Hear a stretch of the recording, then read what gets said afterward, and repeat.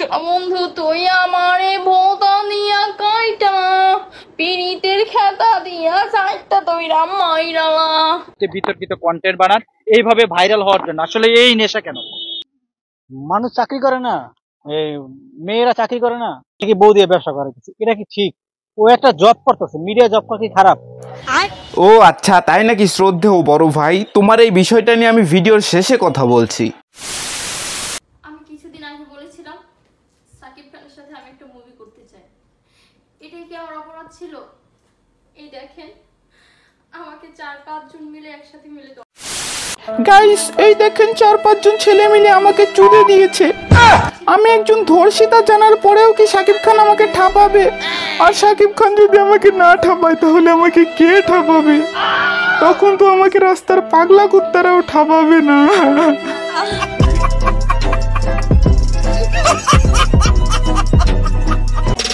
যেহেতু কাঁপাতে পারবো তো 4-5 জন ছেলে কাঁপাতে পারবো না, এটা কোনো কথা? 4-5 জন ছেলে নিয়ে কি আপনি লোড সামলাইতে পারবেন? হ্যাঁ, জীবনের লোড তো অবশ্যই সামলাতে পারবো, কারণ আমি হচ্ছে খুবই এনার্জিফুল। ও আচ্ছা, তাই নাকি আপু? মেয়েদের এনার্জি অনেক বেশি, 4-5টা ইজিলি কাঁপাইতে পারো। আরে খান কি, তোর মতো কিছু কিছু মেয়েদের জন্য হাজারো মেয়ের নামে কলঙ্ক ছড়াইতেছে মানুষ। তোর মতো কিছু কিছু মেয়েদের জন্য সব মেয়েদের নাম খারাপ হইতাছে। আর তোর হেডায় যে কত দম আছে আজকে দেখবো। হ্যাঁ, কাপড় তো খুলতে হবে অবভিয়াসলি। হ্যাঁ, কাপড় তো খুলতে হবে অবভিয়াসলি।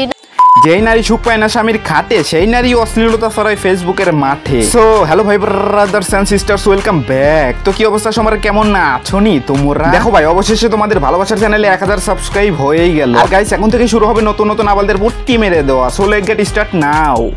এই সময় কম, শুরু করো। হ্যাঁ, কাপড় তো খুলতে হবে অবভিয়াসলি, না হলে আপনাকে একদিন বলা হলো যে আপনি বিকিনি পরে শর্ট দেন।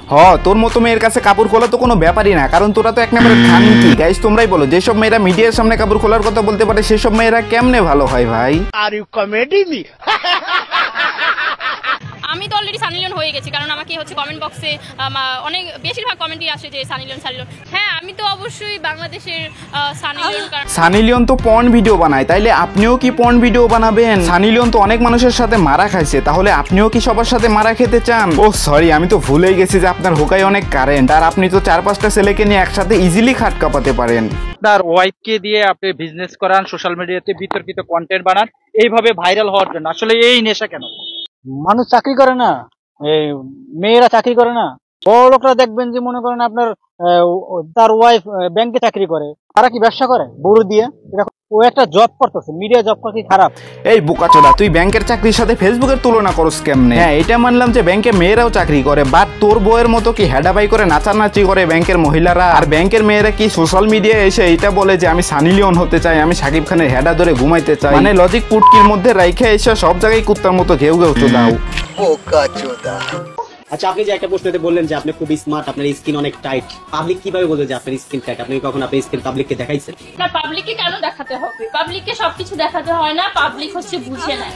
হ্যাঁ, পাবলিককে দেখাতে হবে কেন? পাবলিক তো এমনিতেই জানে যে তুই কত মানুষের সাথে মারা খাইছস, তার কোনো হিসাব নাই। আর সাধারণ পাবলিক এমনিতেই জানে যে তুই একটা ইমোফ্লুয়েন্সার, আবার এর পাশাপাশি মানুষের সাথে টাকার বিনিময়ে কাজ করে থাকিস। এখন হয়তো তোমরা বলতে পারো তো ওর তো জামাই আছে, ওর আবার অন্য ছেলের সাথে কাজ করতে হবে কেন? আরে ভাই, ওর জামাইটা যদি একটা পুরুষ হইতো তাহলে এই মেয়েটা কখনোই সোশ্যাল মিডিয়ায় এসে নিজেকে সানি লিওন দাবি করতো না। আর যেই পুরুষ নিজের বউকে ঠিক মতো সামলাতে পারে না, ওইসব খানকির পোলা বাংলাদেশে থাকার চেয়ে না থাকাই ভালো। সঠিক বলেছেন, আপনার বুদ্ধি ভালো। যাই হোক গাইস, আজকের ভিডিও এই পর্যন্ত। আই হোপ তোমাদের ভিডিওটি ভালো লাগছে। ভিডিওটি ভালো লাগলে like, comment, share and subscribe করে দিও।